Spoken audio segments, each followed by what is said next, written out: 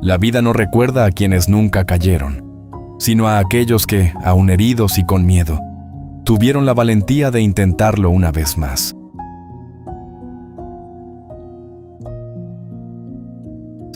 La lluvia había cesado hacía apenas unos minutos, y el aire fresco de la tarde se deslizaba silenciosamente por la ventana entreabierta de mi habitación.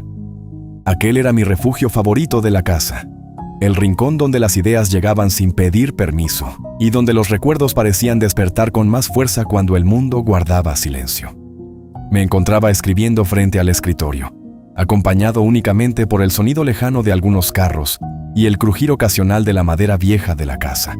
En medio de aquella tranquilidad, pensé en el paso del tiempo y en cómo los años terminan convirtiendo las palabras de nuestros padres en una especie de brújula invisible. Mi padre había partido de este mundo cuando yo apenas iniciaba mi adolescencia.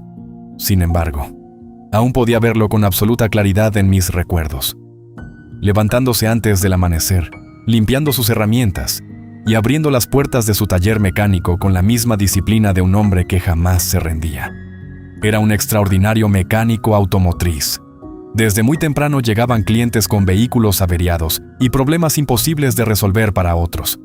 Pero lo curioso era que las personas no solo acudían a él por su talento con los motores. Muchos llegaban únicamente para escucharlo hablar. Mi padre tenía el don de convertir cualquier experiencia en un relato fascinante.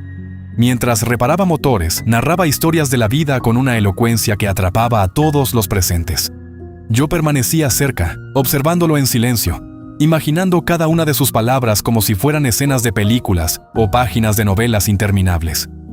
Además de mecánico, escribía poemas, cuentos y artículos sobre política, cultura y actualidad para periódicos de circulación nacional.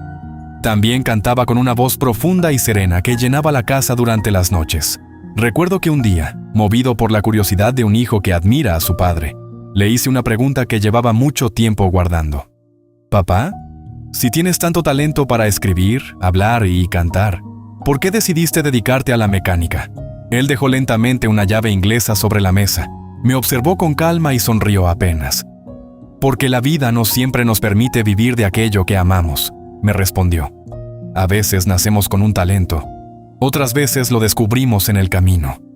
Pero cuando llega la necesidad de sobrevivir y sostener una familia, debemos aprender nuevas habilidades y buscar caminos que nos permitan seguir adelante. Lo importante no es abandonar los sueños, sino no abandonar nunca la lucha». Aquellas palabras quedaron grabadas para siempre dentro de mí.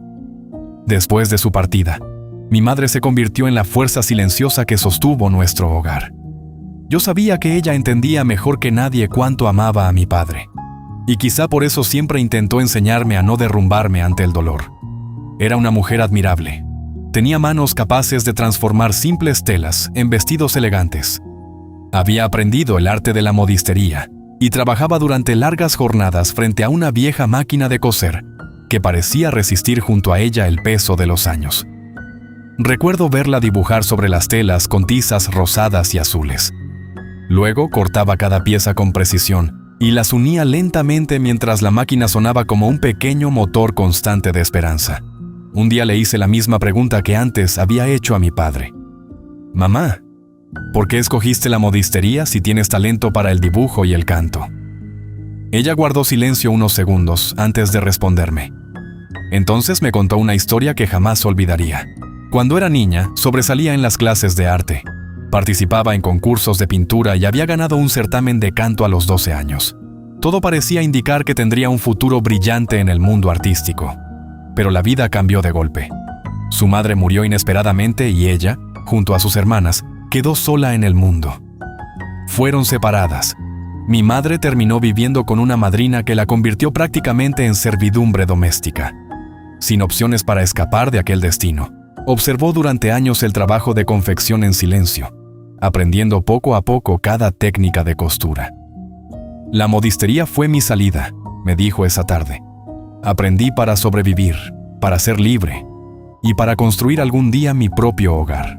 Comprendí entonces que mis padres habían sacrificado parte de sus sueños para proteger la vida de quienes amaban. Con el paso de los años, aquellas enseñanzas se quedaron conmigo. Mi madre siempre repetía que uno debía seguir adelante, aunque la vida pareciera derrumbarse. Ser fuerte, ser perseverante, ser valiente. Mucho tiempo después, cuando finalmente había logrado formar un hogar, criar a mis hijos y alcanzar cierta estabilidad, ella también partió de este mundo. Antes de irse, me dejó sus últimas palabras. Nada es eterno, hijo. Todo puede cambiar en un instante, pero pase lo que pase, nunca tengas miedo de seguir adelante. Aquella noche permanecí largo rato pensando en sus palabras, mientras escribía frente al computador. Fue entonces cuando noté algo curioso. Un pequeño zancudo revoloteaba obstinadamente alrededor de mí. Era flaco, casi frágil, como si llevara días sin alimentarse. En el lugar donde vivo rara vez aparecen zancudos, pero las lluvias recientes y el calor inesperado parecían haberlo traído hasta mi habitación.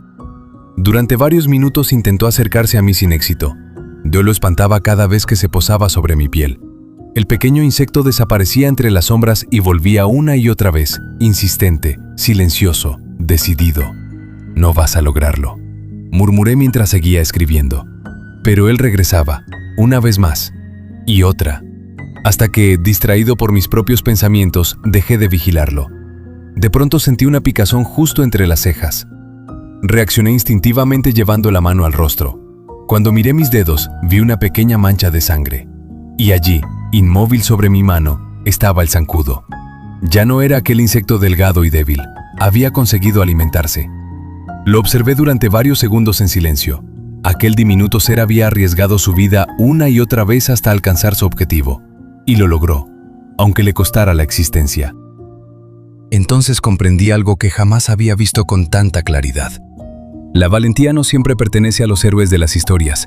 A veces habita en los seres más pequeños, en quienes insisten, en quienes caen y vuelven a intentarlo, en quienes enfrentan la vida aunque tengan miedo.